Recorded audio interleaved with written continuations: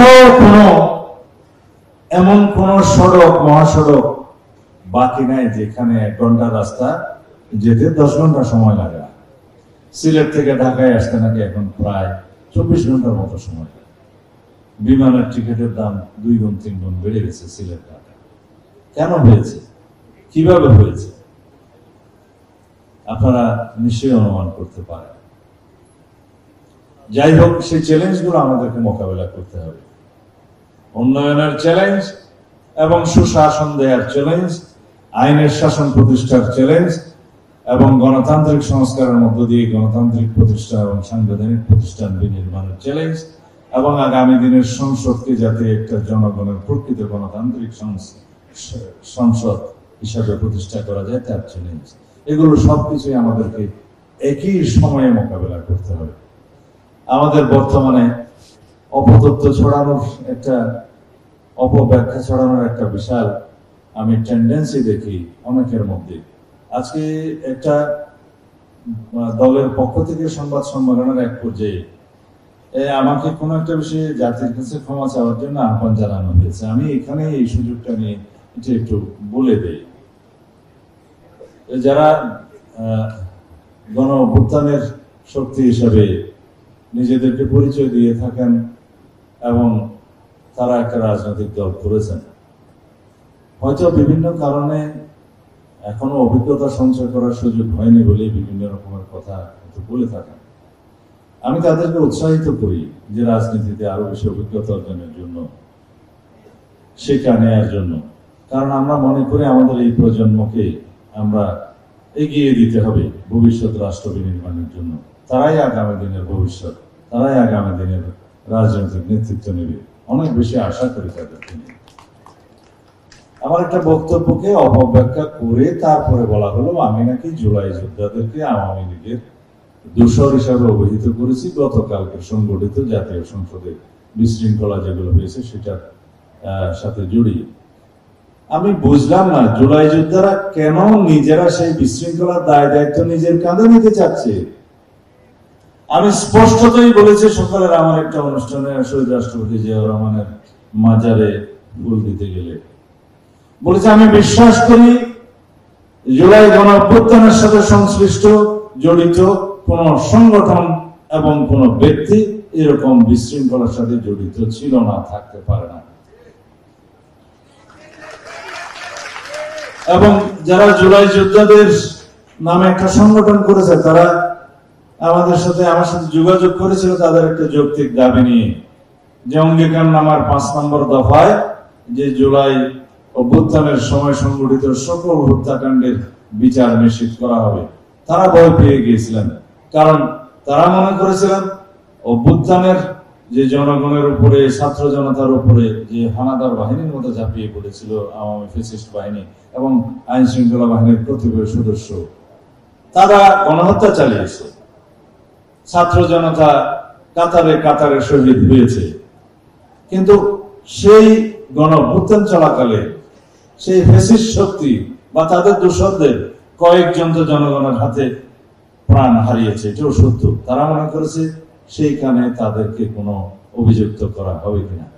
তা আমি বলেছি যারা জনগণের বিরুদ্ধে দাঁড়িয়েছে, যারা গণ অভ্যুত্থানের নিরস্ত্র ছাত্র জনতাকে হানাদার বাহিনীর মতো ঝাঁপিয়ে পড়ে তাদেরকে হত্যা করেছে, মানবতা বিরোধী অপরাধ করেছে, তারা গণশত্রু, তারা গাদ্দার, তারা বিশ্বাসঘাতক। গণ অভ্যুত্থানের যুদ্ধের ময়দানে তাদের বিচার জনগণ করেছে, সুতরাং তাদের আর বিচার হবে না। সেরকম বাংলাদেশের স্বাধীনতা যুদ্ধে অনেকেই এদেশের বিরুদ্ধে যারা ভূমিকা রেখেছিল, আমি নাম নিতে চাই না, কোনো সংজ্ঞা ও সংজ্ঞায়িত করতে চাই না, স্বাধীনতার 54 বছর পরে তাদের অনেকেই মুক্তিযোদ্ধাদের হাতে প্রাণ হারিয়েছে। তারা তো দেশদ্রোহী, তারা বিশ্বাসঘাতক, তারা গাদ্দার, তাদেরকে কোনো বিচার হয়েছে? ইতিহাসে সেরকম হয় না। সুতরাং তাদেরকে আশ্বস্ত করেছি এবং সেই দফাটা যাতে সংশোধন করে যে আওয়ামী ফ্যাসিস্ট বাহিনী এবং তাদের দোষকদের দ্বারা সংগঠিত সকল হত্যাকাণ্ডের বিচার করা হবে, সেটা বলা হয়েছে। এবং যারা শহীদ হয়েছেন তাদেরকে বীর হিসেবে আখ্যায়িত করা হয়েছে, যারা আহত হয়েছেন তাদেরকে বীর হিসেবে আখ্যায়িত করা হয়েছে, তাদের যাতে ক্ষতিপূরণ দেওয়া হয়, চিকিৎসা সহ ভবিষ্যৎ নিরাপত্তা বিধান করা হয় এবং মাসিক ভাতা সহ অন্যান্য ব্যবস্থা করা, সেই বিধানটা লেখার জন্য আমি নিজে স্ট্যাটাস দিয়ে প্রফেসর আলী রিয়াজের সাথে কথা বলে সেটা আমরা সংশোধন করেছি। এখানে তাদের সন্তুষ্টি হওয়ার কথা, সন্তুষ্ট হয়ে তারা বিদায় নিয়েছে। কিন্তু সেই সুযোগটা জাতীয় সংসদের সেই সাউথ প্লাজায় কিছু কিছু আওয়ামী ফ্যাসিস্ট বাহিনী নিয়েছে, তারা নামকরণ করেছে জুলাই যোদ্ধার নাম দিয়ে, নামটা তারা সুযোগে ব্যবহার করেছে এবং সেই আওয়ামী ফ্যাসিস্ট বাহিনী গতকালকের অনুষ্ঠানকে কলঙ্কিত করার জন্য, পারলে বানচাল করার জন্য চেষ্টা করেছে। আমি বলেছি তাদের কথা যে বাংলাদেশের পক্ষের কোন শক্তি, জুলাইয়ের গণ অভ্যুত্থানের কোন শক্তি, কোন সংগঠন, কোন ব্যক্তি এই বিশৃঙ্খলা সৃষ্টি করতে পারে না। এবং এটাও বলেছি যে যাদের বিভিন্ন দাবি দেওয়ার প্রেক্ষিতে জুলাই সনদে স্বাক্ষর করার সুযোগ হয়নি বা যেতে পারেননি, তাদের জন্য উন্মুক্ত আছে। সরকার ঘোষণা করেছে, ঐক্যমত্য কমিশন ঘোষণা করেছে যে কোনো সময় তারা সেটা স্বাক্ষর করতে পারবে।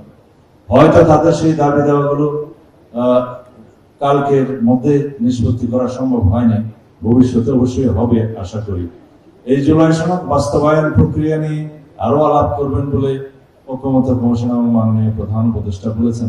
আলাপ হতে পারে, আমরা এটাকে গণভিত্তি দিতে চাই, আইনি ভিত্তি দিতে চাই এবং সার্বভৌম ক্ষমতার অধিকারী জনগণের সম্মতি নিতে চাই, যার মধ্য দিয়ে এই সমস্ত সংস্কার প্রস্তাবগুলো একটি স্থায়ী রূপ নেবে।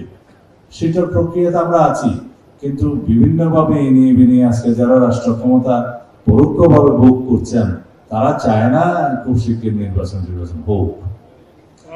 আগামীতে এই বাংলাদেশে তারা কিরকম দেখতে চায় সেই ভাবনাকে আমরা ধারণ করব। আগামীতে অবশ্যই জ্ঞান নির্ভর, প্রযুক্তি নির্ভর, মেধা নির্ভর রাজনীতি এবং সরকারের সমস্ত পরিকল্পনা বাস্তবায়ন করা হয়।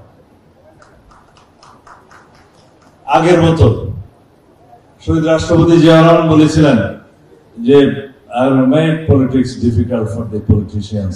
এটাই হচ্ছে সেটা, যে পলিটিশিয়ানরা শুধু মাঠে ঘাটে মঞ্চে বক্তৃতা দিয়ে চলে যাবে আর মানুষ প্রতারিত হবে, দেশ কিছুই পাবে না, সেই রাজনীতির জমানা শেষ। সুতরাং প্রস্তুত হন, আপনারা এখানে যা লিখেছেন এই সমস্ত বিষয় বাস্তবায়নের জন্য অত্যন্ত সততার সাথে আপনাদেরকে সমস্ত পরিকল্পনা প্রণয়ন করতে হবে। আমি এই কথাটা এখানে বলছি এই জন্য যে আপনারা নিজেরা যদি মনে করেন যে অসৎ সেজন্য নয়, কিন্তু একটা পাবলিক পারসেপশন আছে যে আমাদের দেশে, আপনারা অনেকে বক্তৃতা দিয়েছেন, একটা পাবলিক পারসেপশন আছে যে প্রকৌশলীরা যদি দেশ বিনির্মাণের প্রধান শক্তি হয়, কারিগর হয়, তাহলে আমাদের কনস্ট্রাকশন গুলো টেম্পোরারি হয় কেন, নষ্ট হয় কেন, আগের দিনের গুলো এত স্থায়ী হয় কেন? এটা অবশ্যই মানুষের জিজ্ঞাসা।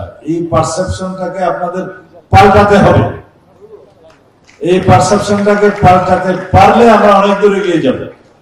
একই বাজেটে আমরা 3 গুণ কাজ করতে পারবো। আমি শুধু একটা ডাটা এখানে দিতে চাই। এই সরকার দায়িত্ব নেওয়ার পরে শ্বেতপত্র প্রণয়নের জন্য একটা কমিটি করেছিলেন বিশিষ্ট অর্থনীতিবিদ দেবপ্রিয় ভট্টাচার্য সাহেবকে প্রধান করে। তারা বেশ কয়েক মাস কাজ করে একটা বিশাল রিপোর্ট দিয়েছেন সরকারকে। তার সময়সীমা ছিল ওই শ্বেতপত্র 2009 সাল থেকে 2023 সালের মধ্যে সংগঠিত সমস্ত কার্যাবলী অর্থনীতিতে।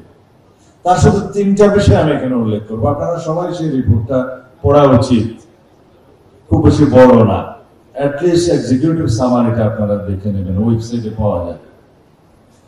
তার মধ্যে একটা কথা আছে যে মেগা প্রকল্পের নামে যে সমস্ত প্রকল্প ফ্যাসিস্ট শেখ হাসিনার সময়ে নেওয়া হয়েছিল, তার সময় বৃদ্ধি কোন কোন জায়গায় যে 7 গুণ পর্যন্ত সময় বৃদ্ধি করা হয়েছে, ব্যয় বৃদ্ধি করা হয়েছে এবং অনেক গুণ ব্যয় বৃদ্ধির ফলে যে মিসইউজ অফ ওয়েলথ, আমাদের ফান্ড হয়েছে, তার পরিমাণ খুব সম্ভবত $1.6 বিলিয়ন।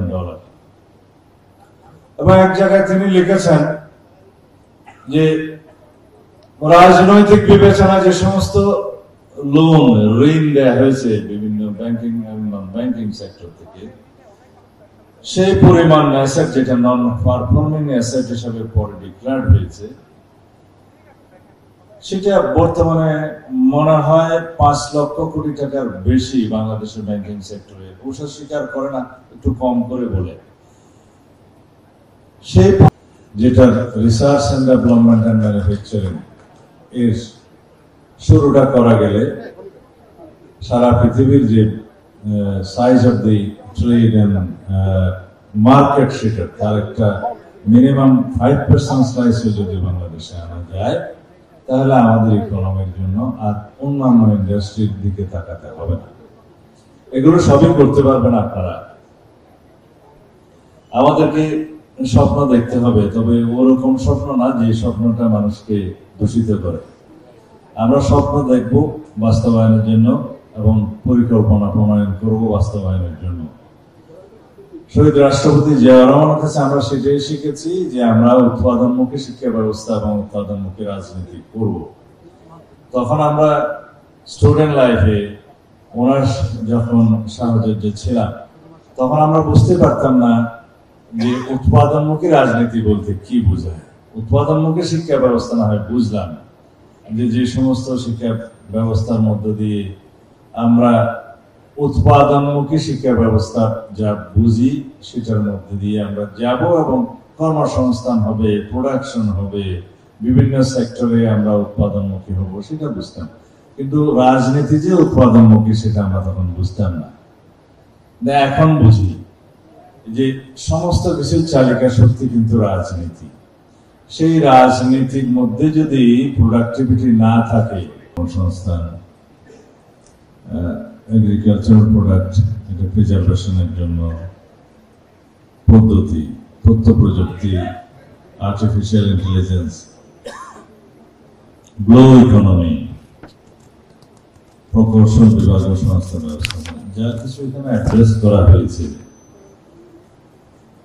তার মধ্যে একটা বিষয় এখনো আমার মনে হয় রাইটলি অ্যাড্রেস করা হয়নি, যেটা ফিউচার আমাদের প্রসপেক্ট অনেক বেশি। সেটা হচ্ছে আমরা সেমিকন্ডাক্টর ইন্ডাস্ট্রি সম্পর্কে কেউ এখানে কথা বলছি না। এটা manufacturing, research and development in semiconductor industries, যেটা বন্ধ হয়ে গেলে বর্তমান দুনিয়া বন্ধ হয়ে যাবে। তাইওয়ানে যদি কোনো সময় যুদ্ধ হয়, সারা পৃথিবী সাফার করবে শুধু একটি মাত্র কারণ, সেমিকন্ডাক্টর ইন্ডাস্ট্রিজ অফ তাইওয়ান।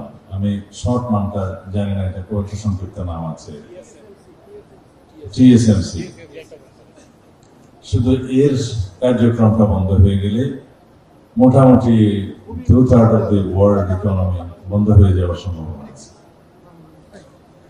এখানে বাংলাদেশের যে হ্যান্ডস গুলো রেডি করার এই বিষয়ে আমাদের ম্যান পাওয়ার জেনারেট করা বা আমাদের জেনারেট করার সেই ম্যান পাওয়ার জন্য যে সমস্ত ইনস্টিটিউশন করার সেদিকে আমরা নজর দিচ্ছি না। সেই জিনিসটা আমরা গুরুত্ব সহকারে দেব ইনশাআল্লাহ সামনে।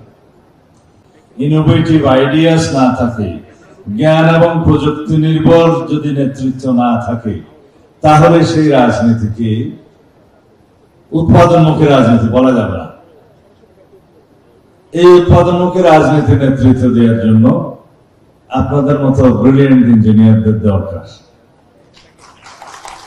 শুধুমাত্র ইঞ্জিনিয়ার্স নয়, জ্ঞান বিজ্ঞানের সমস্ত শাখায় যারা মেধার স্বাক্ষর রাখেন, সেরকম সমস্ত শাখায় আমাদেরকে রাজনীতির নেতৃত্ব সৃষ্টি করতে হবে। এখন ভাষণ এবং শোষণের রাজনীতির দুনিয়া শেষ, জমানা শেষ। মানুষ এখন দেখতে চায় যে তাদের জন্য আমরা কি করলাম, দেশের জন্য আমরা কি করব। তরুণ প্রজন্মের রাজনৈতিক ভাবনাকে আমরা ধারণ করি কিনা, তারা কি চায়।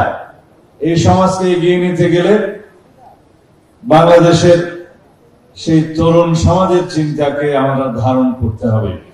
পরিমাণ, তার ভাষায় যে পরিমাণ এই নন পারফর্মিং অ্যাসেট হয়েছে, পলিটিক্যাল বিবেচনায় লোন দেওয়া হয়েছে, ঋণ দেওয়া হয়েছে বিভিন্ন রাজনৈতিক গোষ্ঠীকে, সেটা দিয়ে 24টা পদ্মা সেতু নির্মাণ করা যেত, কল্পনা করা যায় না। এই বাংলাদেশ থেকে এই সমস্ত প্রকল্প, ব্যাংকিং সেক্টর এবং অন্যান্য ডেভেলপমেন্ট সেক্টর থেকে, ডেভেলপমেন্ট প্রজেক্ট থেকে যে পরিমাণে মানি লন্ডারিং হয়েছে এবং টোটাল বাংলাদেশ থেকে যে পরিমাণ অর্থ পাচার হয়েছে, ওই সময়সীমার মধ্যে তাদের রিপোর্টের এক্সিকিউটিভ সামারির প্রথম পারায় বলা আছে এটা 29,25,000 কোটি টাকা। আসলে কি আমরা গরিব রাষ্ট্র ছিলাম? আমরা গরিব রাষ্ট্র ছিলাম না। আমাদেরকে এই তস্কর সম্প্রদায় গরিব রাষ্ট্র বানিয়েছে। যাই হোক, আপনারাই পারবেন জাতির ইনফ্রাস্ট্রাকচারকে আবার সোজা করতে, জাতির উন্নয়নের মেরুদণ্ডটাকে আপনারা আবার সোজা করবেন, এই বিশ্বাস আমার আছে। আমি আজকে এখানে সময়ের অভাবে আর বেশি বক্তব্য দিতে চাই না। আপনারা যে উদ্যোগটা নিয়েছেন এবং একত্রিত হয়েছেন, বিগত ফ্যাসিস্ট সরকারের সময় আপনারা এইভাবে একত্রিত হওয়ার সুযোগও ছিল না। আপনাদের ভিতরে যেন কোনো দলাদলি না থাকে, এটা কেন বলছি আপনারা নিজেরা বুঝে নেন। আপনারা সবাই একত্রিত থাকবেন, যে কোনো জাতীয় উন্নয়নের ক্ষেত্রে আপনারা সমন্বিতভাবে আপনারা অবদান রাখবেন। ইনশাআল্লাহ আমরা আশা করি ভবিষ্যতে বাংলাদেশের জনগণ যদি দায়িত্ব দেয়, তাহলে বাংলাদেশ জাতীয়তাবাদী দলের সরকার গঠন হতে পারে, যদি আল্লাহ রাব্বুল আলামিন কবুল করে। সেই ক্ষেত্রে আমাদেরকে যে চ্যালেঞ্জ গুলো মোকাবেলা করতে হবে, সেটা আপনারা রাস্তায় যদি গাড়ি নিয়ে বেরোন দেখবেন। আমি কয়েকটা জায়গায় গিয়েছিলাম,